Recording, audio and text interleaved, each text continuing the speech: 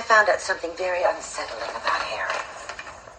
Gambles. What do you mean he gambles? He plays craps in the back room of a private club. I mean, you know, you 11, come on, little Joe. Snake eyes, hard way 8. That's how it goes. He loses a lot of money. You had no idea? No, I didn't. Welcome to the Crap Vegas podcast. Vegas, here we come. Vegas! Here are your hosts, Chris and Josh.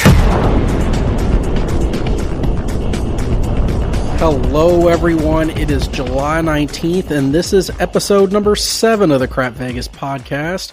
I am Chris. He is Josh. And Josh, how are you doing today? I'm doing just fine. I wish folks could see me now. My little microphone is tucked under a blanket here, trying to make it a little less tinny and echoey in this little room that I'm recording in. So we'll see how this goes today. Chris was thinking, what has Josh got? So for those of you that wants to get in touch with us, you can always reach us via email at podcast@crapvegas.com. You can send us a text or leave us a voicemail at 702-978-7775. But by far the easiest is always going to be on Twitter. He's at Vegas Duffy, and I'm at Small Whale 13. Okay, Josh, so I thought it'd be good to touch base on some previous topics from the last episode. And we got a Twitter DM from Uncle Mutz26, and he had a comment about fire bets on the crapless craps tables. That one thing that I didn't think could happen, you commented on, and I guess I'm not an idiot after all. I had no idea. I thought the same thing you thought. As soon as I mentioned it, I thought, there can't be a fire bet on a crapless table. It's just not possible. Well, lo and behold. It does exist at least one casino in America. It's the Hard Rock Casino in Cincinnati, Ohio, so right up the road from me. I haven't been there to verify it, even though I'm probably going to have to do some field research soon. You're going to have to go out and take one for the team, huh? It gives me some, good reason to get up that direction. I'm never too far away. But he did send me a link to their website where they do have this posted. So I'm going to assume everything's correct here. So I did a little research into it, Josh, and here's the details on it. So if you hit 3 points, it's going to pay 9-1. If you hit 4 points, it's going to pay 29-1. If you hit 5 points, it's going to pay 149-1. And if you hit 6 points or more, since theoretically you got a heck of a lot more than 6 points to choose from, it pays 299-1. And that puts it at about a 20% house edge, which is comparable with all tall, small, and most almost, of the bonuses anything like else that. going on. Right. Yeah. The feature. So it pays on 3 points. That's interesting and good. And theoretically, with a crapless table, I don't know if it's more likely, but it seems like it would be more likely to get to 3 different points, unique points, I think that's the real big discussion I'm kind of having with myself as I think through this. I'm sure I could take more time and actually look at the math and have a more educated answer. But in my mind, well, no, I'm not going to do that. That's more of a Mark and Mike thing. That's right. So I'm thinking in my mind, is it better to have more points available so you're not going to have more repeats, when you come out on the same number, because that doesn't happen as much on a crapless table. Is it better to have that, or is it better to just have easier points to make? Is it better to get paid on 3 versus 4 points? There's so many individual facets of this. I don't know. What do you think about this? I'll tell you what, I mean, I'm looking at our notes here where we have the odds written down. I mean, the payouts written down, and I'm thinking I'd sure like to try it for sure, just to see how I feel about it. See if I think it's more fun than the all tall small. Okay. I mean, 200 to a point that I think you brought up on previous episodes. One of the nice things, or I did, or somebody did, one of the two of us, one of the nice things about the feature bet is, the all tall small is when you hit the make them all, it's 150 in Vegas, 150-1. So it's a nice payout. And the traditional fire bet, the one you hit on, a month ago or whatever it was now, that pays what I've lost track. Is it 1,000? Yeah, $9.99. Right. Yeah. So I mean, again, a really nice payout. This at $299-1, while still good, isn't quite as much. And if you only hit the 3 and you're making 9-1, is it really that exciting for a feature bet? I mean, usually we like our feature bets to really, make you feel like you not got something special. Even though 35-1, 36-1 in the all tall small, 36-4-1, is that right? Yeah, and I can tell you one reason that they chose $2.99 to 1, obviously, is Right. they were trying to avoid tax forms. So Sure. by not Yeah, having yeah. it at 300, now they don't have to worry about W2G filings. So it's not going to slow the game down. So from a player perspective, you don't have to worry about any of that. So that's nice. But I guess it comes back to my bigger debate that I always have with these things. Are you one of those players that wants to have, more bonus hits at a smaller level, or would you Right. rather have less hits at a bigger level? Where do you fall on that, Josh? Would you rather have one hit for 10,000 and not much in between, or would you rather have 10 hits of 1,000 spread out? I think I'd rather have the big payout, but again, I think that's one of the fun things about the all tall small is you've got the little mini payouts along the way too. So Okay. if you're getting those once in a while, that makes you feel, it draws you into the bed a little bit more, but it feels like you're getting something back more often. So you still have the opportunity for the big payout, but then you get the mini ones. What do you think? Yeah, I mean, I agree. I just worry with this, like a 3-point fire bet. I feel like it would probably be fairly common. I mean, especially at a crapless table, it's not going to be, it won't be rare to establish 3 unique points at a crapless table and hit them. That will happen. But at 9 to 1, is it a $10 table maximum on the fire bet like it is at most traditional tables? So $90, you're yeah. winning $90, which is, yes, I understand for a lot of players that may be great. But for us, it's 10, 15, 20% of what we have in play at any given time.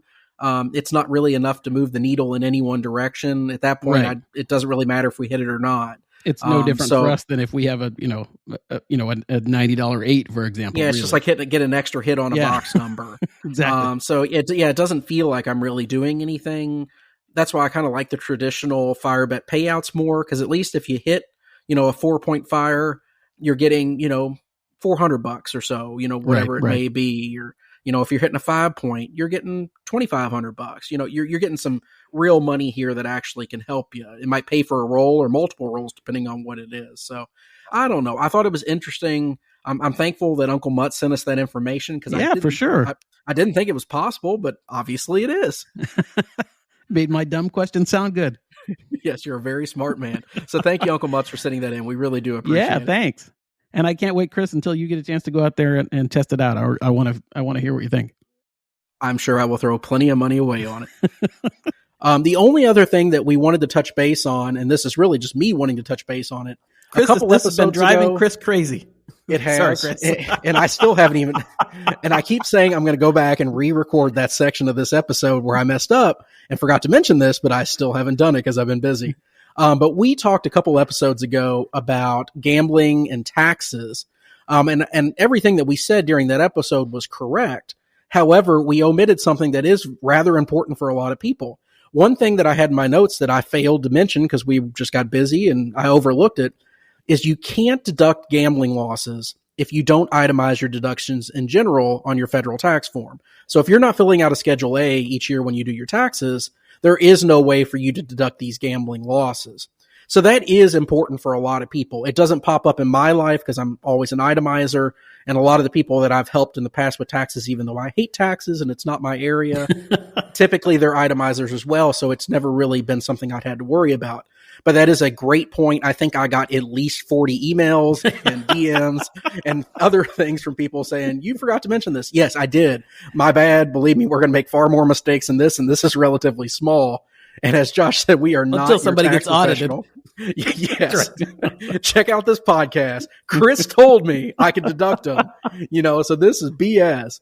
No, so we just want to correct that. I will go back and re-record that section of that podcast and correct it for future listeners that are coming back and hearing that.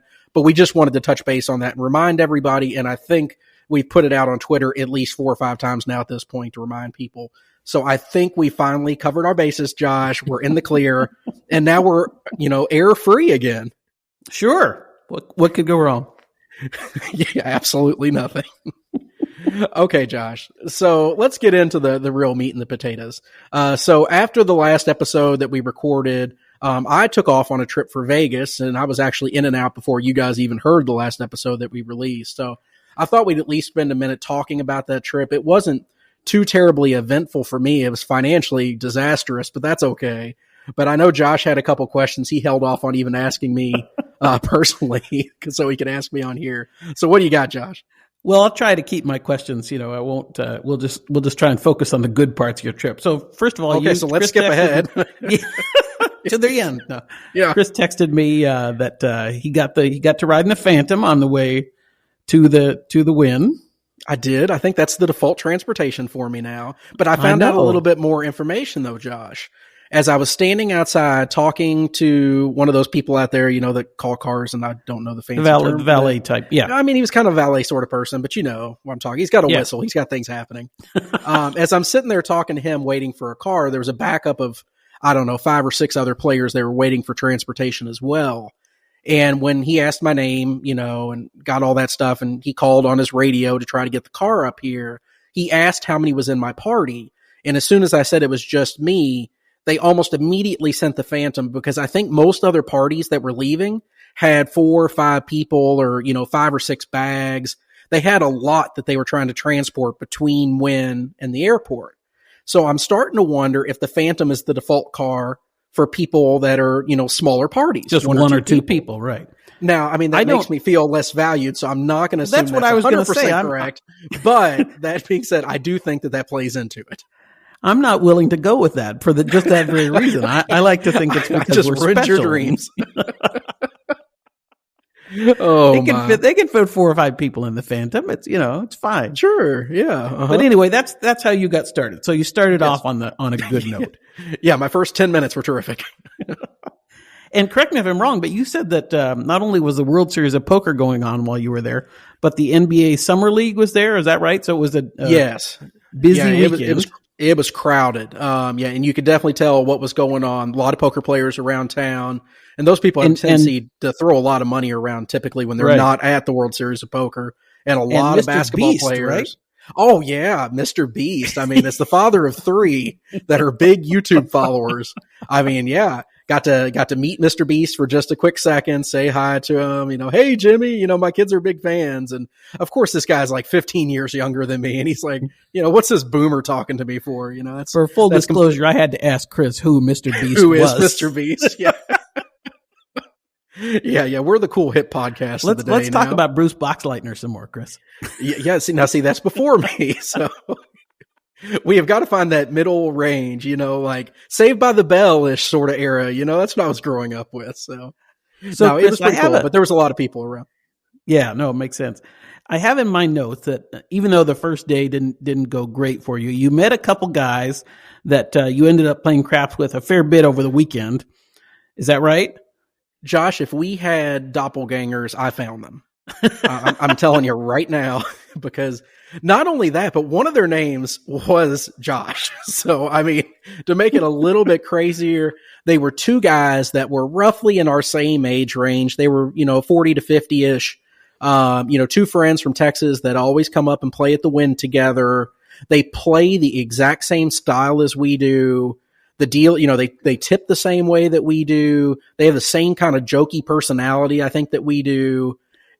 It was amazing because things were going so poorly for me at that point, other than one individual thing that I'll point out in a minute. It was going so poorly. The players around me were rather negative too. So it was just bringing me down, really far.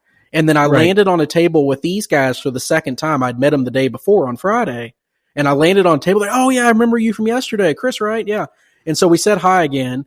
And it was just the 3 of us at a table. It had a good crew on the table.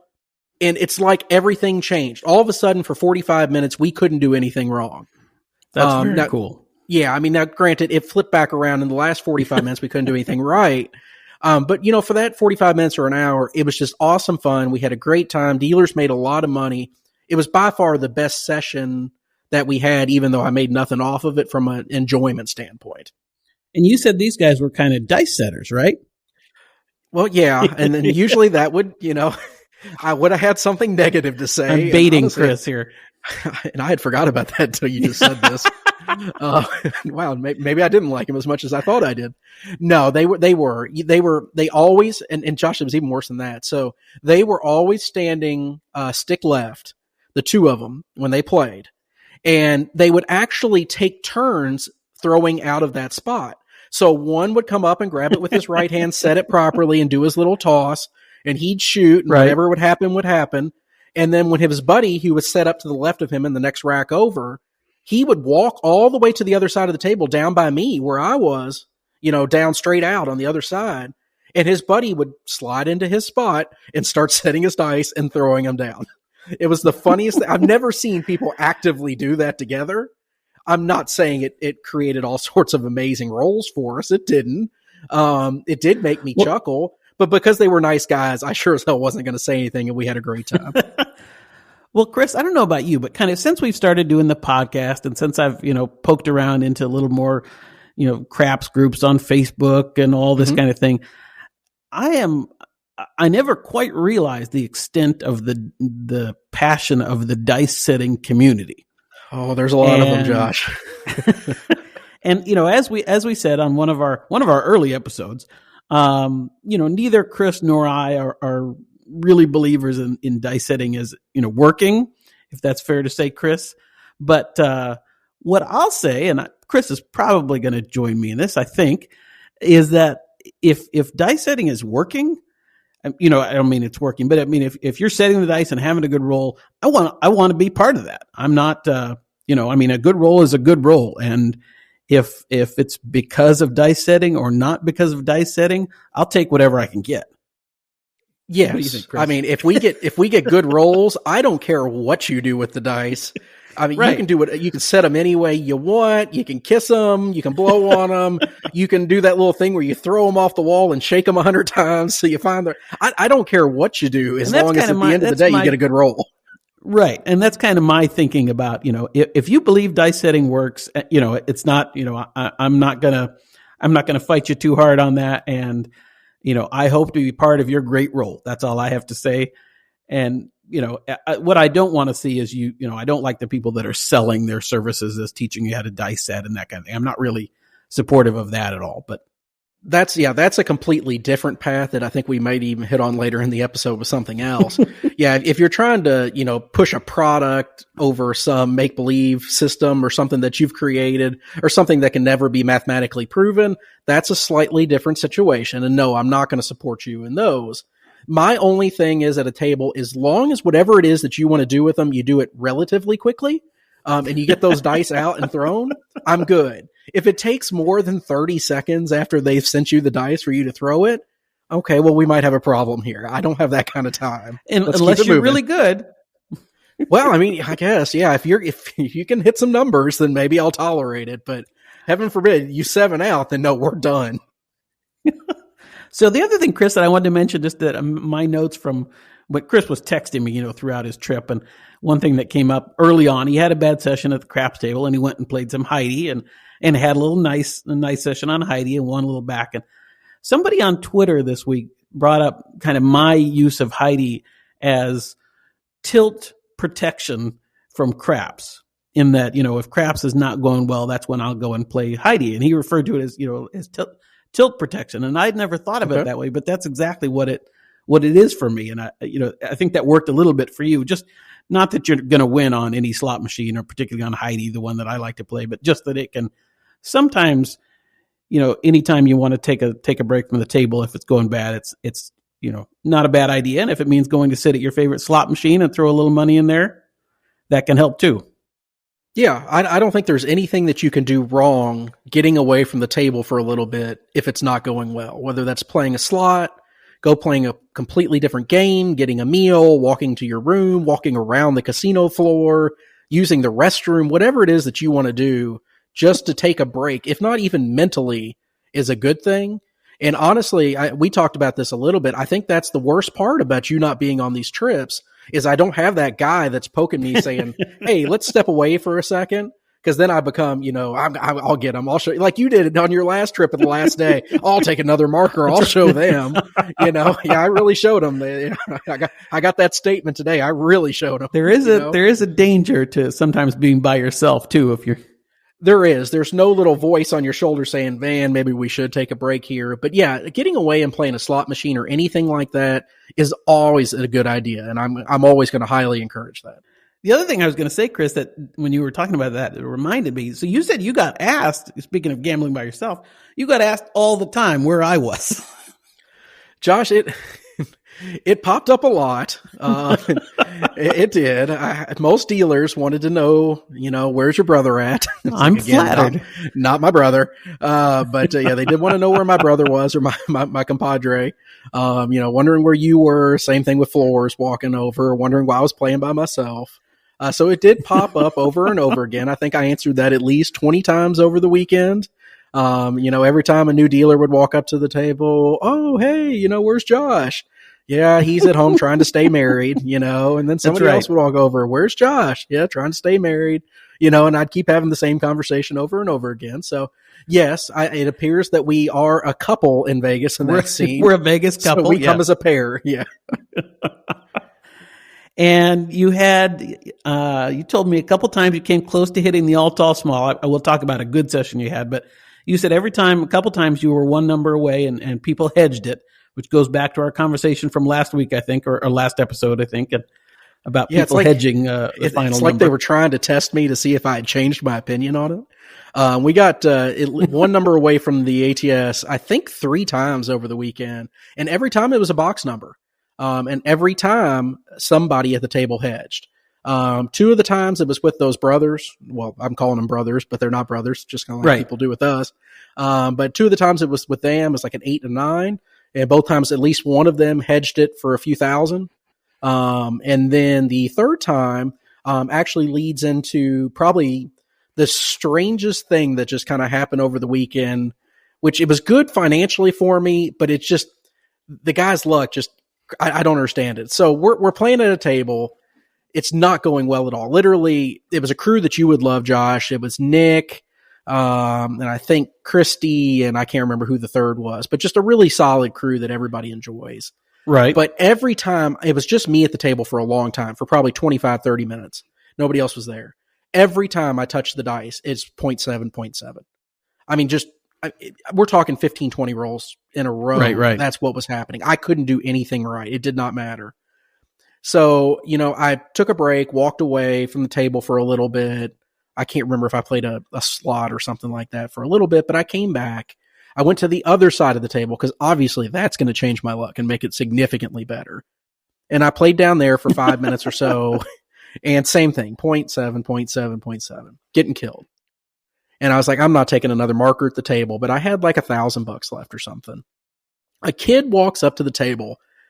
If he was 21, then I'm 55, but allegedly he is, according to the casino staff, and he buys in for $400 at a $50 table. He puts $50 on the pass line and he puts $50 each on the small, tall, and all. That was his bet.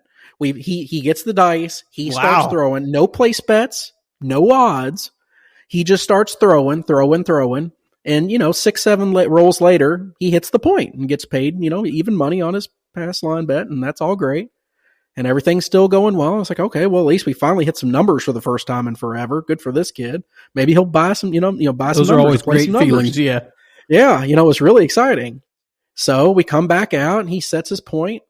Again, no odds, no place bets, no buy bets, no nothing. He keeps rolling. I think the point was a 4. He comes nowhere near making the point, but he's making number after number after number. And next thing I know, we made the tall. And I was like, oh, okay, that was cool. I think I had $15 on it. So, it paid $4.50. I was like, that's great. Made some money back. Of course, he got a much bigger payout because he had $50 on it. So he grabbed $1,500. Yeah. So he was super excited because he's not getting paid on anything else that he's rolling. He keeps rolling. Keeps rolling. Next thing you know, we're like a 6 away from making it all. And when we get down to that, the dealers are like, hey, do you want to, hedge this bet? And he's like, well, what do you mean? What do you mean? And they start to explain it to him. They're like, if you want to lay the 6 from coming, it would at least make you a guaranteed winner. And this is a kid, again, that bought in for $400. So, that $50 on the all, that is a pretty big hit for him. And he's sitting there, he's with his buddy. They're looking in their pockets. They have no money. I think this was all the cash that they had when they walked up to the table. But he's like, I want to be a winner. I want to be a winner. He's like, how much can I lay? And they're like, well, here's how much you would win. If you want to lay, 6,000, you'll win 5,000. And, they're kind of trying to talk him through this whole thing. Well, he disappears from the table as he's shooting, by the way. I mean, he's the shooter here. He disappears from the table. More cash. Well, yeah, he disappeared from the table for a solid 15 minutes. We just stood there. Wow. They had no problem with it.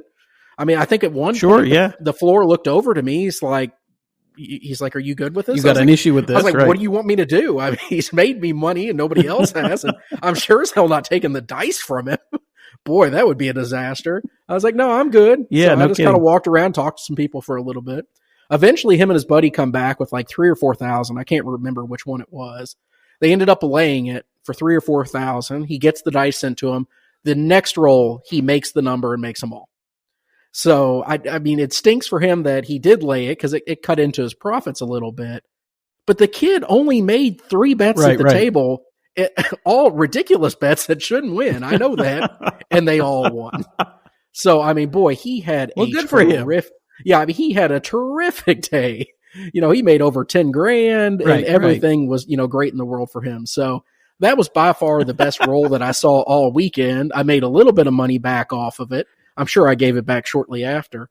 But it was really exciting for that short period of time to see this young kid who I don't even know if he knew what he was doing, if it was just an accident or somebody had said, you know, oh, just try the all small tall. And he's like, okay. And he thought $50 is just a normal bet that you put on it because it's a $50 table. I think that crossed my mind. He thought maybe that was the minimum. I don't know, but it was a really fun, it was a fun roll. It was a fun time. And that's just how I need to be in life going forward. If I'm going to make a bet, I'm going to make a bet that's going to win. And I don't know why I waste all my time, you know, with these losing bets I keep making. I'm going to walk up, place bets. They're going to win and we're going to move on. Makes total sense to me. Yeah, but other than that, I can't remember anything positive about the trip, Josh. It was pretty Chris, horrible. the one thing I had in my notes that you even said when you texted me, let's make sure and talk about this, was you had a great roll. I think you were by yourself, and you said it was one of the best rolls you've ever had, like 45 minutes. I think it was your last day, made a little bit of a comeback, and you had all your bets pressed up, and you had the 4 or the 10 up to 800. And you said you thought you messed up in your... See, I looked at my notes. Yeah. See, I forgot. You said you messed up in your pressing. Yeah. Oh, you know, Josh, I forgot all about this because it was such a great trip. I think I'm still just in shock from receiving the marker bill that I had to say, yeah, go ahead and process. So financially, I don't remember anything positive happening. It was a really good roll, and it was me rolling, which makes it even better. And I was the only one at the table, so that was really cool too. So it was flying. But what I was referring to, and something I thought we would talk about, and honestly, the time that I've gone to the casino since then, I've fixed this, I guess, quote unquote, fixed this. It's a way that I used to play, and then I got more conservative as things started going badly, like I think we all do. Sure. But when we're talking about pressing bets on 4s and 10s, I think that the general consensus especially from dealers, but for most players is, you know, double the bet and take the rest. So if you're starting off at 25, go to 50, then to 100, then 2, then 4, then 8, then 16, 32, you know, and follow that progression. So whatever the bet is, that's how much you're collecting, and the rest of it's going into the press move. On that roll, I hit the 10 so many times, it was ridiculous. I got it up to 800, but that was through a very minimal press move. That was going like 50 to 100 to 150 to 2. Yeah, you were to going 3 to 4. 100 at a time. You know, right. Almost like 100 at a time once it got to that point. And when the roll was done, and I don't think he probably should have done this. It probably wasn't the right thing to say, and it's not a dealer I'm really that familiar with. But at the end, he's like, do you know how many times you hit it? And he told me, he's like, look, if you would have doubled every time, your 10 would have been at like 6,000. Or whatever it was that it would have been at that time. He's like, you know, you would have made an extra 10 grand. I was like, well, yeah. I said, you know, in hindsight, I'm sure that's true. And I wish I knew that at the time. I was going to keep hitting it. You know, nobody told me. But it made me start thinking, you know, Josh, how aggressively should you be when these rolls feel like they're going good? Because especially if you've been getting your butt kicked, you're always hesitant to press. You want to collect a little bit and just claw back what you can. So what do you think about that? I think there is no right or wrong answer because we don't have the benefit of hindsight. And I think you're right. When you're down, when the table's going against you, you're much more less likely to want to be aggressive in your pressing. But I think at the same time, I remember a roll kind of like yours that I had at Aria once. And this is the story where I think I had my 6 or my 8 up as high as I've ever had any number. And it was at some point the dealers kind of pushed me into pressing more aggressively.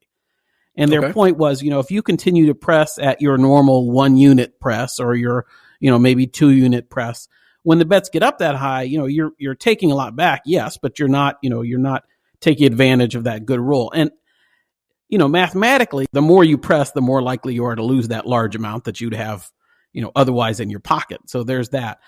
I tend to think on a good roll, once I get 3 or 4 presses in, I'll start to increase my pressing. So we'll talk about, our betting strategy either on this episode or our pressing strategy either on this episode or a later one, depending on time. But for instance, on the 6 or the 8, I'll go from, I'll go 60, 90, 120, 150. Then I'll start going 2 units. Then I'll go from 150 to 210, from 210 to 300, from 300 to 450, from 450 to 6, and then I'll go to 9 if I get there. So the higher up I go, the more units I guess I'll press.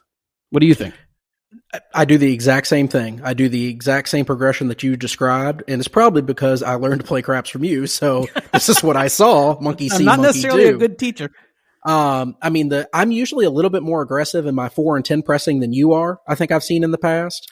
I think you start out more aggressive, and then maybe at some point it flips a little bit even. But it may, because I always go from 50 to 100. I've never gone to 75. And I've started doing that kind of because of you too. I used to go 50 to 75. And then there was a lot of times I know you go to 150, and I typically now skip it and go to 2.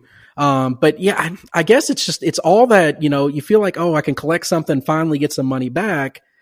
You never know how many times it's going to come around. Right. So you don't want to press it too hard. You're thinking, oh, I don't want to press it by $400 when I could just press it 100 and pocket 3. I don't know. It's a hard decision to make. And I mean, all press moves are good if they hit again. Sure. They're all terrible decisions if they don't hit again. So, I mean, you can either look like a genius or a fool. It just depends on what happens with the dice. But I thought it was something worth mentioning that, for all players, it's a hard decision to make. I never fault anybody for what they do with their press plays, or even if they keep it flat the whole time. I think, pressing it a little bit is a good idea. I wouldn't leave it flat on a 40, if you get 40, 50 rolls and you're still at your original bets, that's probably not the best play in the world.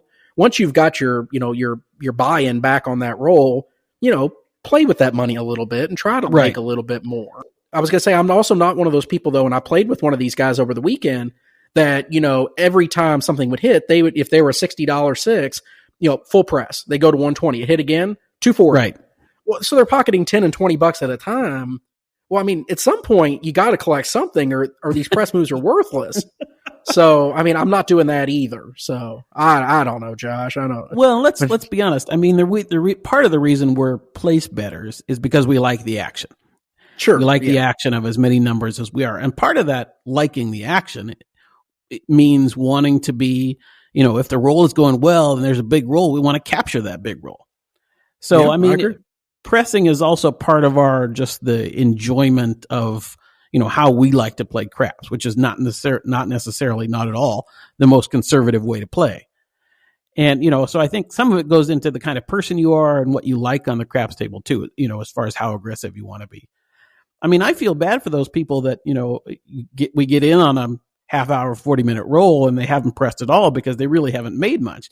But at the same time, they're less likely to lose a lot if the table goes south. Yeah. I mean, those are the same people that have a 30 or 40-minute roll. They're shooting and all they have is a 6 and 8 for table minimum, and we made, $5,000 on their roll and they made $125. I always feel bad in those situations, but then I also remember the next roll when I went 0.7, I lost $600 that roll and they lost $30. Yeah. So exactly. It does balance out. But it's always interesting to discuss a little bit. And I'm the same way, Josh. I mean, when I'm playing that way, I feel like, something really exciting is happening when I get a 4 or 10 above $300-400, or if I'm getting a 6 or 8 at like $500, that's where I feel like, okay, we've really done something here because I know how many press moves are involved in that. We've got it up there. This is exciting. Every hit from that point forward is super exciting. Let's keep this going. There's no better feeling than when you get to that point in a roll.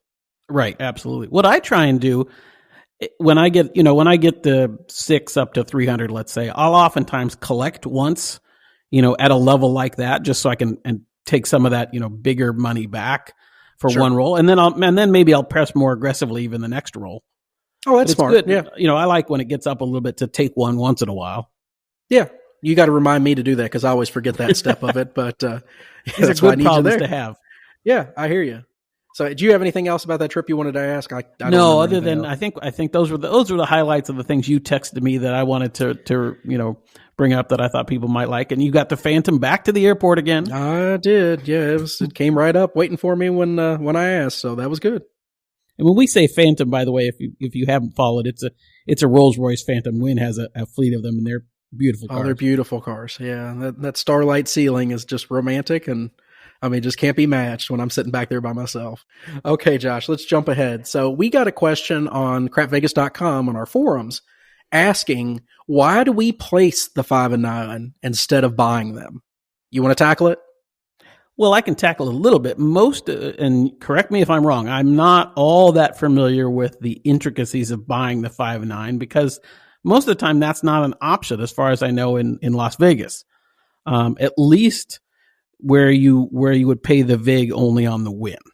I think sometimes it is an option at some properties, but you're paying the VIG, the VIG on when you make the bet rather than just when you collect on the bet, which, if I understand the odds correctly, makes it worse than a place bet.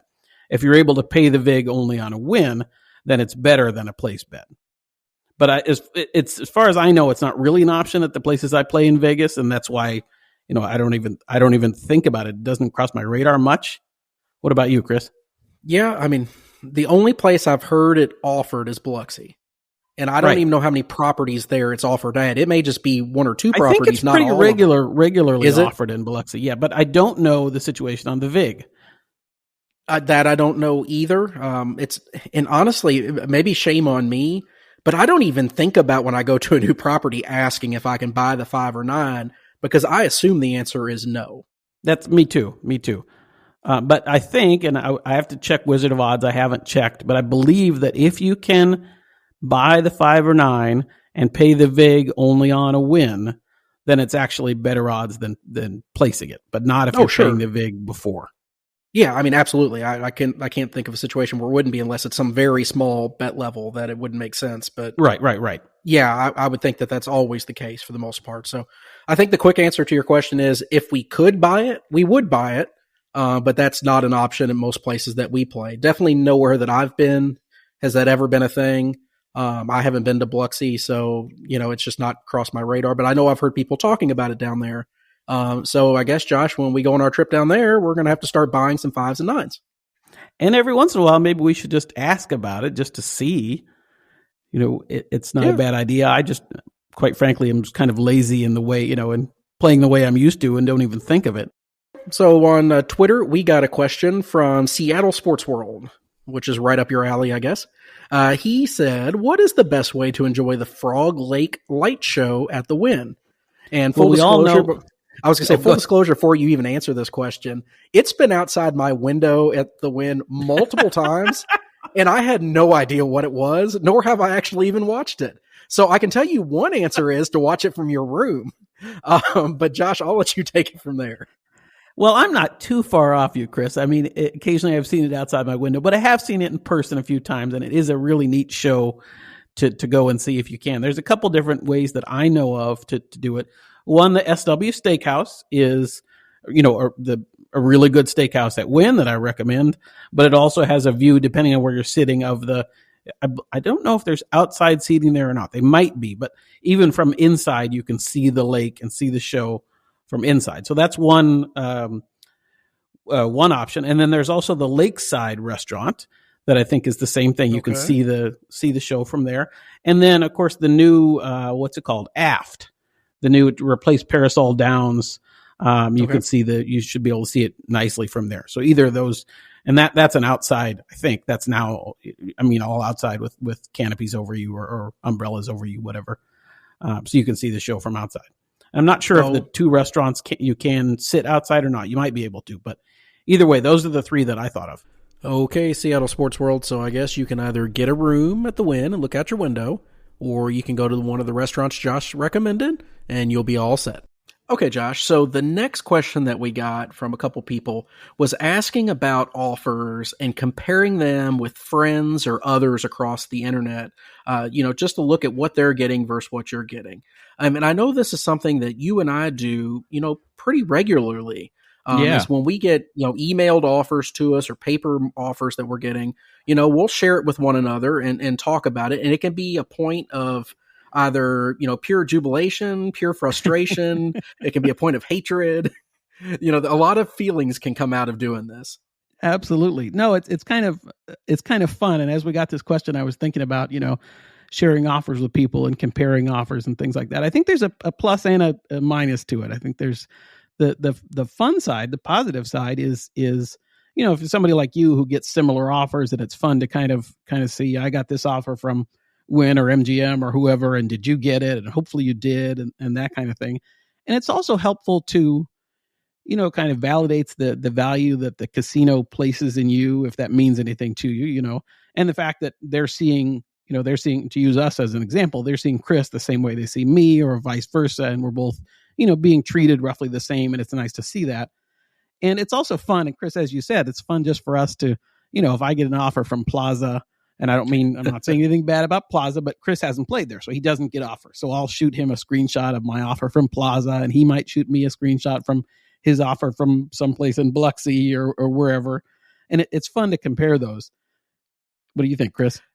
Yeah, no, I agree. And I think, when it comes to like main properties that we play at, thankfully, fingers crossed this continues, there really hasn't been any discrepancies at all for Josh and I at the main places that we play. We tend to see the same offers across the board, whether it's, free play or dining credit or any of that stuff. There's usually not too much of a variance, and that's expected. Because for better or for worse, Josh and I are pretty much the same player. We know that, when we step up to a table at the end of the day, our rating is going to be almost the same. Sometimes floors will put me in a couple bucks heavier because I put a little bit more on the all tall small, and I have some prop action on the come out roll that Josh laughs at me about. But Josh also tends to stick around at the property a little longer than I do. So he usually picks up some Theo on the back end that I don't have as well. But at the end of the day, we tend to equal out each other and everything works out. So that's good. But go ahead, Josh.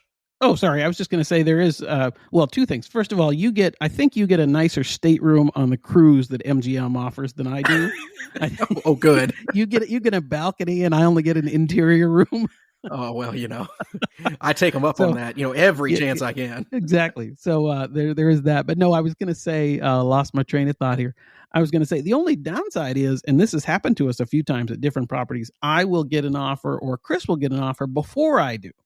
And, yes. It might even be a few days or something. And we have no idea why certain properties do that. We'll end up getting the same offer. But I'll text Chris as soon as I get an offer from whoever it is, and he'll do the same. And if the other one of us hasn't gotten that, we feel, for that day or 2 days or whatever kind of, edgy or uncomfortable or, yeah. So that's I didn't earn it this time. Yeah. So no, Chris, I completely agree with that. What do you think about the difference between offers that table games players get versus slot players? Well, as table games players, I think we always get the shaft, Josh. I think we really do. So do I.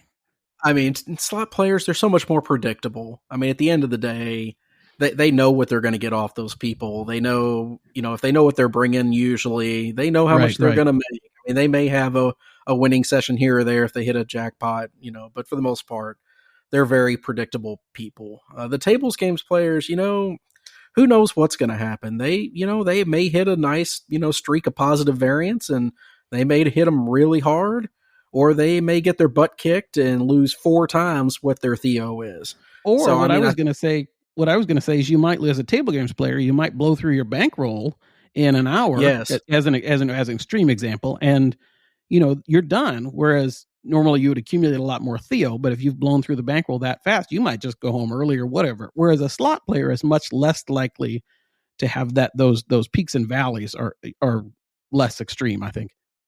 I haven't thought about that, but that's definitely true. On the table game side, I know I can fly through, 3-4 markers in 20 minutes if it's going poorly.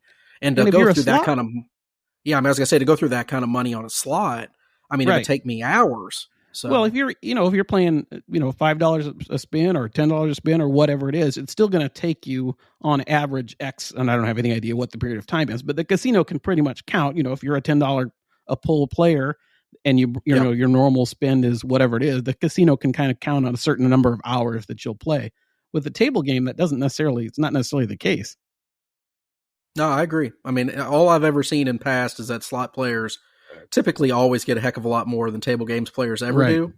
And I think that's always been consistent across the board. It's nothing personal. It's just, that's the way it is. And I think that's the way it always will be. I mean, and there for the longest time, you got places like Cosmo that didn't even rate table games play. You couldn't even earn tier credits off of it in their system.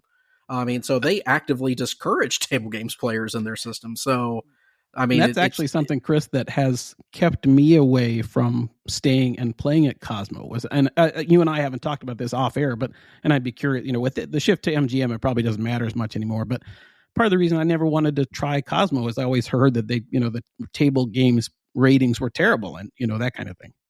I mean, it's not that they're terrible, Josh. They don't exist. I mean, they Okay, do. I mean, well, you couldn't. I mean, they don't exist in the sense that you could not earn tier credits. I mean, they do rate your play. They put it into the system. They do generate offers off of it. Right. But at the same time, you're not going to check the computer afterwards and see you earn 600 points, in that session.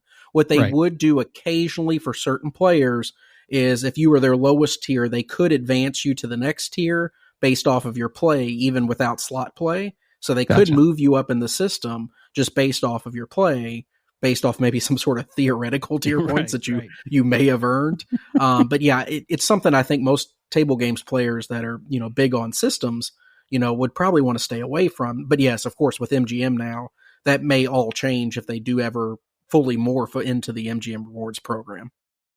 Cross that bridge later. Yeah, I agree. Anything else that you want to talk about on this? No, on offers, I think we've pretty much covered it. It is definitely nice to compare offers with other players if you can, just to see if you're getting, what you would consider to be fair treatment or treatment being treated the same as players who play roughly the same as you do. Yeah. I mean, I encourage everybody, take a peek around, go on, different message boards out there. There are Facebook groups. Mm-hmm, people are always willing to put their offers out there when they think it's a good one for you to take a peek at. And just, take a peek at what people say they're playing and what they're getting. And if you don't think that you're getting a fair shake at a property based off what you're doing, try a different property, shoot around to different places and see what they'll give you for the same amount of action. Every property is different on what they're looking for at different times. And you may find that you'll get treated better, just by going down the road, a couple stops. So who knows? Totally. And I think some of it, a lot of it, at least initially, is driven by your kind of first time at a property, and you might have one first time at a property that's bigger than another. And, who knows what that could be. But I was just thinking of, my play downtown. I don't get big offers from the properties downtown because I just don't play there that much, but in downtown Vegas, but I like to see what I get and to see which property thinks of, the limited action that I've given them, which property, is valuing me a little bit more, that kind of thing. I hear you. Okay. Next question, Josh. We got a question from Eric on Twitter. I think this one actually just came in today. How would you recommend dealing with win-loss statement accuracy issues? I looked at my report from the last trip and the casino overstated my winnings by $1,000. How do mistakes change my comps? Well, Chris, I think you gave a great answer on Twitter, which is why don't you go ahead and I don't want to steal your thunder. You had a better answer than I did for. Well, I'm pretty awesome like that, Josh. It's true. That's the kind of that's the service that you get with Crap Vegas. I mean, we give you quick answers and then we forget about it when it comes podcast time to even talk about it again. Fortunately, this was today, so yeah. Yeah, luckily it popped up on the same day, so we remembered. The quick answer is, Eric, that it doesn't matter at all. And from a realistic standpoint, what happens is, all these tables, whether it's blackjack or craps or whatever it is, they have a float going on of how many chips are in play at any given time, and they know how many are assigned out to players. And especially with high-level chips, they try to keep track of them. But the lower-level stuff, it gets lost from time to time. But when a player leaves the table, they usually do a quick count of the dealer's rack.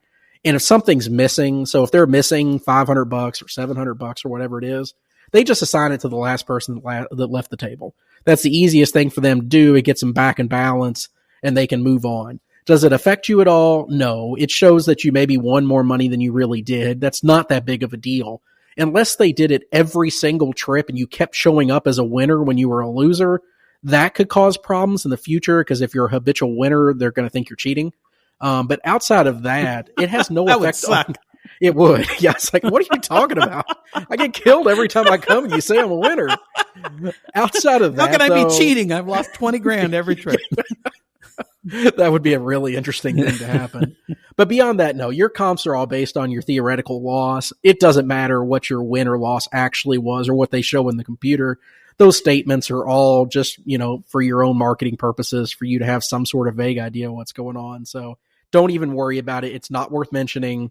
If it happened 100 times, then yeah, maybe I'd say something. But if it happens once or twice, just, look past it, move on. Now, Chris, what do you think about, so this happened to me one time, and I'm thinking, as you said that, as you responded on Twitter and as you're talking today, I was thinking, well, I was always of the mindset that you wanted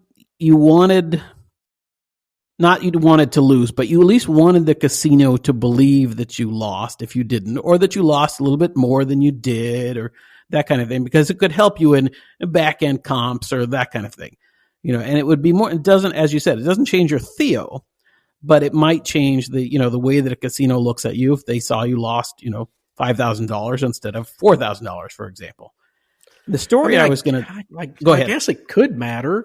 I mean, if they were looking at actual loss on the back end for some sort of individual comp that you were requesting or something, maybe it could pop up, Josh, but I don't know. I just don't feel like that this is big enough to really swing anything. Yeah, but, I don't think maybe I'm being optimistic here, but I mean, if you went up to a host desk and said, hey, can you comp off my resort fees? And they're like, well, you won $900, and you actually lost $100.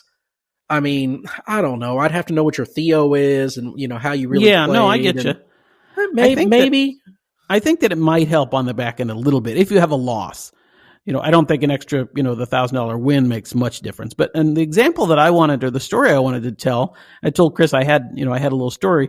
This was at Rio, and it was at the Star Trek convention. Speaking of, what's coming up, but, you can't go 20 minutes without talking about this thing, can you?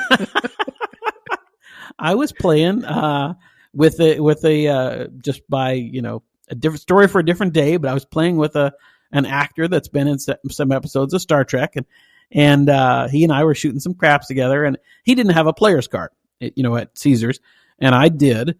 And so I had bought in for, let's say $1,000. I don't remember what it was. I wasn't playing $50 at a $50 table for sure.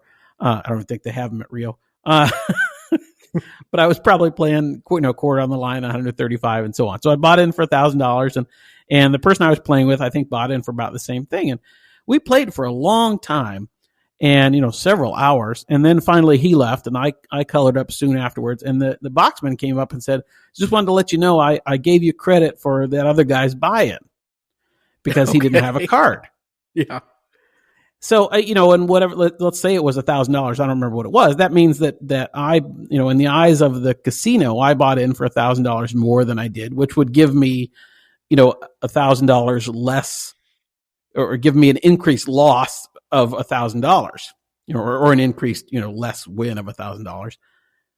And it was cool to me at the time, I was like, oh, that's neat. They think I, lost more than I did, or won less than I did, or whatever. I don't know. As we're talking about this, I don't know if it really made any difference. It certainly made me feel good. Yeah, they were trying to do something to help you. A couple things pop in my mind as you're telling me this story, Josh. The first one is this celebrity, this Bruce Boxleitner guy that you're always talking about. It wasn't Bruce Boxleitner, if you're listening. Okay, good. And the second thing is, I'm actually coming at this from a completely different perspective. I'm thinking I don't want this guy's buy-in on my account, because is it going to trigger a CTR for having too much cash buy-in that day and I didn't know about it? So I'm thinking about the back-end ramifications of it. So yeah, I guess we look at things from a different perspective. See, I haven't, because I didn't play at levels, big enough. I didn't even know what a CTR was. You're like, hey, can we get your social? Yes, sir. I'd be glad to give it to you. And for those listening that don't know what a CTR is, Chris, would you like to tell us what a CTR is? No, not particularly, but it's a it's a cash transaction report. Anytime that you buy in during the day for $10,000 in cash or more, or cash out for more than $10,000 or more in actual cash, we're not talking markers or anything like that, but when cash exchanges for more than $10,000, they have to fill out a form for FinCEN just to track the cash. It gets submitted off to a department of the IRS so they can kind of track this money movement going back and forth. It's very stupid. It gets triggered a lot by players and they don't even know it, because what happens is they buy in for a couple grand, they end up breaking even, they cash out, then they buy in with the same money again and again and again in the same 24-hour period. So it was the same $2,000 the whole day, right? But they actually ended up buying in for like 12 grand. So it triggers it at some point. If you've ever had a box or a floor come up to you and ask for your driver's license and your social, and you're like, why did they do that? That's why. They had to fill out the report. They don't have a choice at that point. They're just fulfilling their requirements. But yeah, in the back of my head, that's what I'm thinking. We can talk about it more some other episode, but no, it's not as exciting as it seems. That definitely wasn't what I was thinking of at the time. Josh, I don't want to skip past this in case we run out of time. Professor Slots. When I say Professor Slots, what comes to your mind? Well, up until about a week and a half ago, probably the only thing that I would have remembered with Professor Slots was a person that I vaguely remembered calling into a few podcasts. Specifically, You Can Bet on That years and years ago. And I remember thinking at the time, oh, this is somebody that must really love slots, I guess, and kind of yes, yeah, and profess to have a certain amount of expertise about slots. And this week on Twitter, if you're not into Twitter or following us or following a few others, Adam Bauer, there's a discussion of particularly slot vlogs or slot channels. Forgive me if I'm getting the lingo, the parlance, yeah.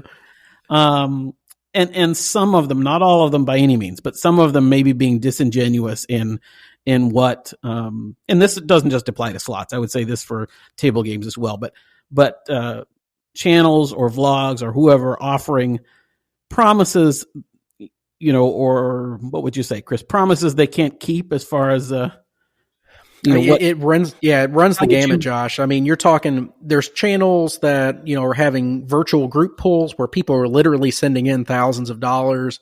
They're running it through a slot machine and then deciding on the fly what the rules of that are and how they're getting repaid, and should taxes being taken out, should they not? They're just kind of doing this all on the fly. Some people aren't getting paid back at all. So you have scams like that going. But with Professor Slots, he's going a different direction. He's using this professor term, which he theoretically has a PhD. He may, that's perfectly fine. I don't know how the hell that helps you with slots. But he's saying that he has a PhD, and then he's turning around and trying to sell to people through his website books, articles, guides, one-on-one coaching on how to make you a winning slot player, which is absolutely impossible. There's no way to do so. There's no such thing as a winning slot player unless you're, an AP slot player that's taking advantage of certain situations, but that's not what he's talking about.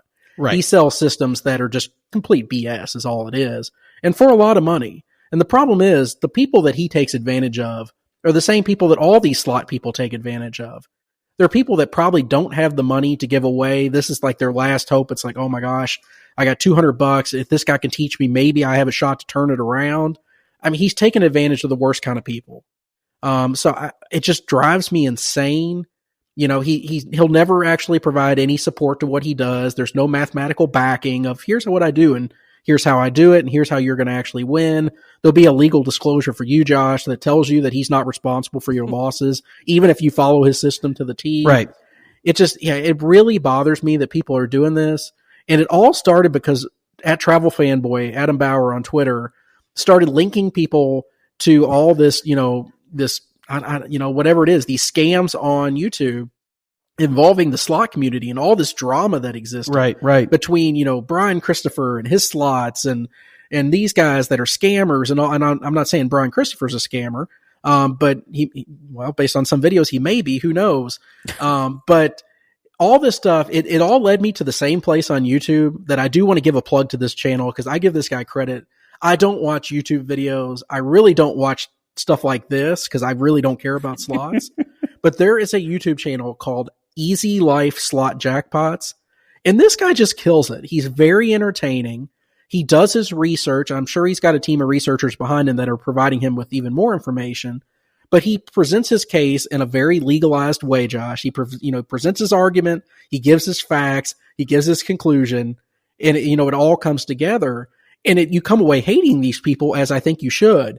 In this past week, he actually did an episode specifically about Professor Slots and what a scam artist the guy actually is.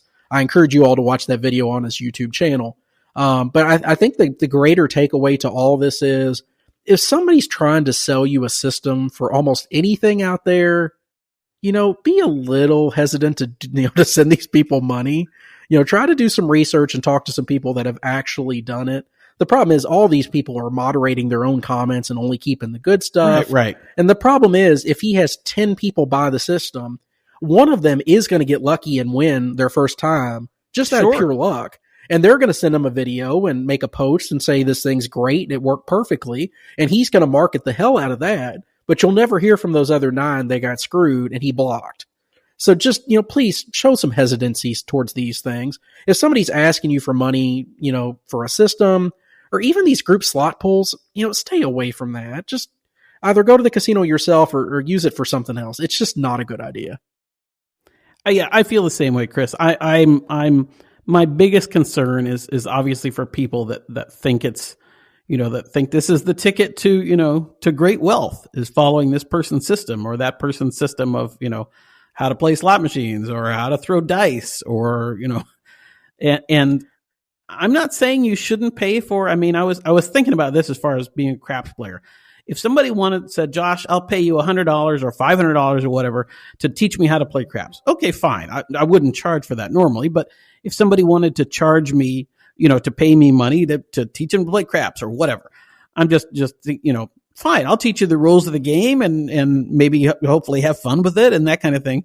I'm making this up because I wouldn't charge somebody for that, but you get the idea. Yes. That this is what Twitter exists for. Yeah. Right. That's different than I will teach you the winning strategy. And whether that's at a table game or whether it's a slot machine, unless, Chris, as you said, unless there's an AP play that's out there on a particular slot machine or a particular video poker machine, or, dealers are missing something at blackjack or craps that can give you an advantage, that, that kind of thing. That's a different situation than I will teach you how to win at slot machines. Slot machines are whatever it is, 98%, the 2% house edge on slot machine, or what the various percentages are. And that's the mathematical truth of it. And if you get lucky and hit a slot machine in your first 5 pulls, for example, then it's just luck. And it's, that you got that you came in on the right side of that house edge. Yeah. And if you want to tie this back to what we do on the crap side, I think it's the same thing as dice setters. They have plenty of people out there on the internet or on YouTube that will try to push you to their website, and you can pay them $1,000 to learn their system, and you can fly to their city and they'll take you in their garage and they'll show you how to throw dice for 3 days and you'll be an expert. But you're just throwing money away. Not only has it never been proven that it can be done in the first place, but let's say it could be done. Every table is different. Every single table. Yep. Some are shorter, some are longer, the walls are bouncier. Some bounce a ton, some don't bounce at all. The dice could be slightly different on every table. Maybe one's 18.99 millimeters, another one's 18.98. All these things theoretically matter from a science perspective, but they're never going to tell you about all that. And at the end of the day, they're not fronting your losses great if you win. If you think you're having fun doing it and you win, that's terrific. Exactly. But if these guys really could do these things that they're promoting, they wouldn't sell a product. They would be at the casino every day, killing it, making money, and never talking about it. You don't brag when you can do something, that other people can't do like this. You keep it quiet, you make money, and you move on. If you're selling a system to others, it should be a red flag right off the start, but I don't know, Josh. It's very frustrating. I'm tired of seeing it all over the place, and I feel bad for the people that get duped into it. That's the thing. Okay, Josh, I know before we go, you wanted to say something about our YouTube channel. just to remind people and ask people that they like and subscribe to us and listen to us on YouTube. Again, we're not, you don't have to look at our ugly faces, but it really helps us out. We're trying to grow the YouTube side of our channel. So the more you can watch on YouTube or listen on YouTube, like and subscribe, it helps us a lot. Appreciate it. Yeah. We try to get all our episodes up there pretty quickly, so you can just kind of listen in the background of your day if that makes it easier for you. And pretty soon we will have some original content on there that will be unique to the YouTube page that we will be able to talk about soon. I keep telling Chris to throw all of our outtakes of our recordings up on YouTube, but he's not going for that yet. Man, boy, that would be far more enjoyable than the show itself, I'm telling you. Because at least on this episode, you'd have over an hour. It's most of us just either laughing at each other back and forth, getting pissed off about something that we had to re-record. I mean, yeah, it would go on and on. It would be very enjoyable. I'll say that. We did have one of those moments at the beginning of this, or somewhere in this re-recording of this show, that we were laughing so hard we had to stop recording for that reason too. Okay, Josh, I think that will wrap it up for episode 7. If you would like to donate to the cost of hosting the site, the podcast, or anything else you have in mind, please click the button found on our homepage at crapvegas.com, or visit our merch store for the one-of-the-kind Vegas Duffy t-shirt that no one should live without. Josh, anything you want to talk about this week before we get out of here? Well, Chris, I asked a question on Twitter a couple of weeks ago now, or maybe even a little longer, that I thought would be fun to. I don't remember you chiming in, and I was curious to hear your thoughts. I asked, what long-lost show or performer do you wish you'd seen in Vegas? And I brought up Liberace, I brought up the Rat Pack, I brought up Siegfried and Roy, I brought up Elvis. Do you have anybody off the top of your head that is no longer with us or no longer performing in Vegas that you wish you had seen in Vegas? A lot of people said Don Rickles. And that would be fun. Yeah. I would love to have seen Don Rickles. I saw Bob Newhart once years and years ago, and he was good buddies with Rickles, and that's the closest I came to Rickles. I had one unusual one. Somebody said they wish they had seen Michael Crawford or David Cassidy in EFX, which was a show at the MGM Grand years ago. And I know, it's just of all of the Vegas performers, that's the one. That's what they picked out. and I don't mean any offense, because I actually saw EFX with Michael Crawford at the MGM Grand in 1990, whatever it was. And I actually saw the David Cassidy EFX too. So, I couldn't laugh too hard. I saw both those shows, but it struck me as a little unusual as a long lost show that you wish you'd seen. So I probably didn't chime in because I didn't have strong feelings anyway about this. I mean, most of these people, you're not required. Well, I was gonna say most of these people predated me, pretty well.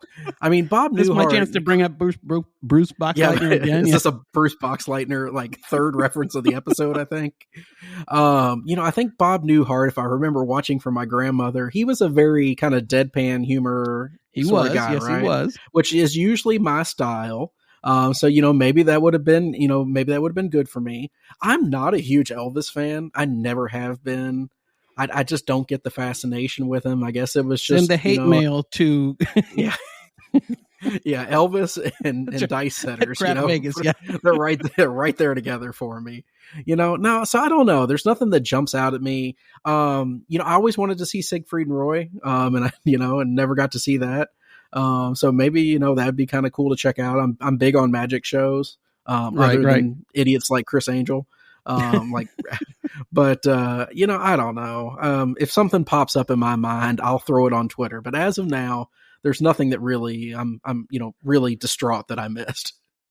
I got you. That makes sense. I saw Siegfried and Roy. That was really good. I think I would love to have seen. I don't know. There's something about. I think I would have loved to have seen the show that Liberace put on. I'm not a Liberace fan particularly, but I just.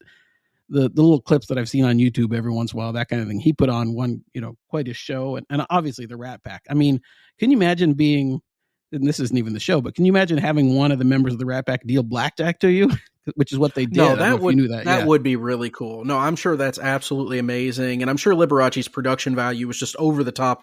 Just a spectacle to be seen by anybody there, whether you loved his music or not. I'm sure it was just really cool. Yeah. So no, I completely understand the people that are saying that. Well, thanks for not having a big opinion on that. Yeah. I mean, it makes for great content, does it? How do you feel about this? Don't really have much of an opinion. Okay, moving on. The only other thing I did want to mention before we got off here, though, Josh, we have taken more crap since we launched our podcast about our logo than I think anything that we've done. Yes, people, we understand that casino dice have sharp edges. We are aware. We've thrown them before. You know what? We were working with the budget that we had available at the time. It was a free design. We went with it. We hear the feedback. Chris. Yeah, well, it was me. So, I mean, that's perfectly legit. I get that. But you know what? We've heard the feedback. I'm tired of the bitching. So I've got it corrected. We have a new logo that Josh has approved as well. It is now live on the website. It's in my Twitter profile and most of our social media now. So if you want to see the new logo, it is up and running. You can now quit your bitching. And more exciting than that, we have. I was going to say I like the new logo a lot. Just want to throw that out there. I was really happy with it. I hope you all like it out there.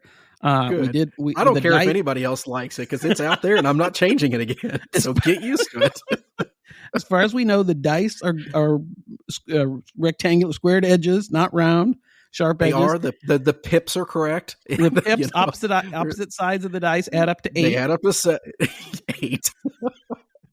Now I feel like I need to go look at it again for like the 50th time to make sure we didn't screw it up one more time. No, I think everything's correct. We're very happy with it. We're working on some new merchandise that will correctly, encompass that new logo as well. So we'll have some new shirts coming out soon. But Josh, I do think we could probably mention our new product that we have coming out as well. Do you think so? Yeah, let's unveil it since you Okay, so you can't buy it yet, people, because I'm still working on the part of the website where you won't be able to purchase it from. So that's another thing that falls on Chris's shoulders here, right? Unfortunately. We do actually have them. Yes, they are sitting in my basement on a table right now. But one of the new merchandise items that we will have for sale shortly is we do have new Crap Vegas branded casino dice, real 19 millimeter casino grade acrylic dice. They're serialized to match. They have our Crap Vegas, in between the two-sided pip. They look terrific. They're red. You can buy them either in sets of 2 or 5, just depending on what you want them for. 5 would obviously be much better for what we do here as craps players, but we understand if you just want to buy a couple as a souvenir. But we will have those up for sale probably in the next week or two, just depending on how fast I can get this built on the back end. But we are really excited about them. They came in, they look great. We want to see how they do for the first month or so. If they turn out well, we'll probably order them in much greater bulk to try to get the price down a little bit. Unfortunately, casino grade dice are extremely expensive to have produced. That's what I was going to say, right? I mean, that's the downside. We didn't want to do some cheap knockoff dice that, you wouldn't want to use at your own home table or, would be embarrassed to put our name on it. So we worked with a custom dice company that's actually based in Kentucky, where I'm from, that makes casino dice, and got, a decent chunk of them made. We got, 500 dice made, but, we're hoping if everything goes well, we'll order them in a much larger quantity to try to get price down for the future. But that being said, those will probably be available in the next week or two. So be on the lookout for a tweet or a message coming from us, talking about that. Hopefully by the time the next episode launches, we can tell you guys to go grab those things. Yeah. But other than that, Chris, ahead. I was just going to say, I'm very excited about that. I think that's something that I don't know that I've seen many other Vegas related podcasts that have something like that available. And I thought it was pretty neat that we went ahead and did it. As Chris said, it's not an inexpensive endeavor. So hopefully y'all want them and we'll help support the show that way. But we really just wanted to have them, and it's fun to, it's a fun thing that I think sets us apart a little bit. And I'm excited. Yeah. I mean, don't get me wrong. We love selling t-shirts. And things like that, and to get people to get our brand out there and for people to kind of know who we are and recognize us. But at the same time, we don't want to just put 1,000 merchandise products on a website and from coolers and tumblers and don't say that might be coming, and tote bags. It may at some point, but I don't envision a point where we're ever just putting every possible item on a website that can have our logo with our logo on it. I'd rather sell things that I actually think I would use. Like I will wear a t-shirt that has our logo on it, and I will use casino dice that has our logo on it. And if there's something else that crossed my mind that I was like, oh, I would like that, then maybe we'll sell that too. But I seriously yeah, want to take a Crap Vegas cooler through the Wynn. I'm just saying. yeah, they really like that, Josh. Oh, and I'm not knocking people that take coolers to their hotels. I've done it before too, but you don't see it quite as often at Wynn. Okay, so we also want to thank people for a couple donations this week. We got PayPal donations from Kenneth and Adam. Thank you all for those. And we also had some t-shirt purchases from Eric and Jason. Thank you both for all those. We do appreciate it. Absolutely. And I think, I could be wrong, but I think either Eric or Jason is also one and the same as Joyce. Not that they're one and the same, but our friend Joyce Jason, on Twitter. I believe, is Joyce. Right. So I think Joyce is hiding under a pseudonym there. She didn't want it to be official, but Josh, you just outed her. Well, sorry, Joyce, if that was the reason for hiding behind somebody named Jason. Well, but no, seriously, all of you, Adam and Kenneth and Eric and Joyce, we very much appreciate the support and hope you like the t-shirts, and thanks for the donations, and means a lot to us. It makes our week when we see those kind of things come in. Absolutely. Upcoming trips. Josh, you got your trip for the Pew Pew Nerd Convention the last week of August. I think that's your next one, correct? Yes, I have the con, KAHN, Star Trek Con, coming up. Oh, God. Coming up the last weekend. Every time you say it. It's true. It's only going to get worse as it actually happens. And I'm super excited about that. As I mentioned before, the first time the convention's been on the Strip, I'll be staying at Aria, and my first time staying at Aria, so I'm excited about that as well. And then also a trip coming up in September. Okay. For a fun normal visit with Chris, I think. Yeah. I have a couple trips coming up. My schedule changes weekly. I think I put out an update on Twitter recently because I keep getting asked. And since the point that I put that update out, it has changed again because of certain offers that came out. I think I will be at Wynn now the third week of August. I think it's the 19th weekend. There may be a trip to Encore Boston Harbor coming up potentially. You'll find out next episode if that happened or not. Who knows? And then, Josh and I will be connecting back in Vegas the middle of September for my birthday at Wynn, of course. So we're looking forward to that because it's been a while since we've actually seen each other in person. And it's so much more fun playing with you, Josh. So unfortunately, our August trips will miss each other by a week. We just couldn't get our schedules to align. But it should make for some fun discussion on the show, I hope. And quite frankly, even if I could make our schedules align, there's no chance in hell I was going to be there during that nerd convention. I would be way too embarrassed to be there at the same time as you for that.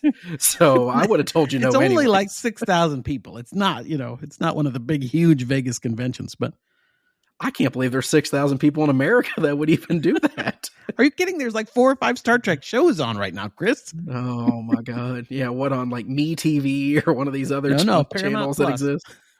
Oh, Paramount Plus. Oh, perfect. Nickelodeon. Okay. Got the kids show. Should we just turn this into Star Trek? Crap Trek. For the people that have stuck around this long, this is actually day 6 of trying to finish this podcast recording. It is now Sunday night around 10:30. We've started recording this, I think, Monday around 5:00. Yeah, I think Chris says the date at the beginning of the show, and the date has changed. It has changed multiple times. I think we have re-recorded segments. We've deleted some stuff. I don't even know what we're talking about this episode at this point. We're just trying to get this thing done so we can get it out the door. It's a lost cause at this point. This is either the best episode we ever made, or it's going to sound horrible because I have no idea what's going on in it. Not only did we have to, first we started recording and then the recording cut out. So we had to restart. And that was 5 days ago. And Chris had to contact technical support to get a portion of the recording back. And, correct, in the first episode when we talked about we never edit and we're, let's just do it live. We're well past that. Yeah. So if I sound different, it's because I'm in a completely different place than I was when we started this episode. So if we're not perfect as far as our we sound a little disjointed, it's because this is our 1,500. We even talked about putting transition sounds in between questions and stuff, because I don't know, Josh, when I go to edit this, getting all this back into the flow of what it was meant to be, it may not happen. But you know what, people, we're going to re-record in another week, and we'll have episode 8 out shortly after, and we'll get back into our normal flow. We'll be sitting in the correct places, and we'll get back into our normal flow of things. It'll be great. On the other hand, Chris, you and I both have had a chance to listen to the beginning of this episode because we recorded it last month. Kidding. Yes. And we thought I've heard it 6 times at this point, Josh. It sounded great. Anyway, thank you so much. And hopefully the episode does sound good, even though it's a little disjointed, more so than usual for us. And very much appreciate all of the support and the feedback that we get. And I promise I'm actually going to log in to check our emails sometime soon, so I can start responding to some of the people that Chris gets, because Chris gets all the comments right now. I barely see any other than an occasional DM or mention on Twitter. Chris is responding to everybody and all that. And so appreciate you, Chris, for doing that. But I also want to jump in and engage more with people myself. So I have to learn how to access the email box. Oh, yeah. Last second call out. We always ask people for feedback on a certain topic. Why is it that everybody messages me? Can you guys let me know why that is? For some reason, I get 40 DMs a day from people with random questions and feedback on things. I get emails. I get all sorts of messages, and Josh never gets anything. So don't leave Josh out. He feels left out. And at the same time, I get overwhelmed. So talk to Josh too. He's actually much nicer than I am 90% of the time. So you'd rather talk to him anyways. However, so yeah, don't leave Josh out, and let me know why it is that you think that I'm more approachable, because I'm curious. Well, that's what I was going to say. If the reason you're approaching Chris is because you think I'm an idiot, then don't tell me. Yeah, you can tell Chris that, I guess, but nobody tell me that. But anyway, no, I would love to interact with people more than I do so now. And as soon as I figure out how to access the email box, look out. Okay. Well, thank you all for listening. We will talk soon. Vegas, here we come. Thanks for listening to the Crap Vegas podcast. Have you ever been to Vegas? Check out all our recent news and our Vegas trip calendar by visiting crapvegas.com. See you in Vegas.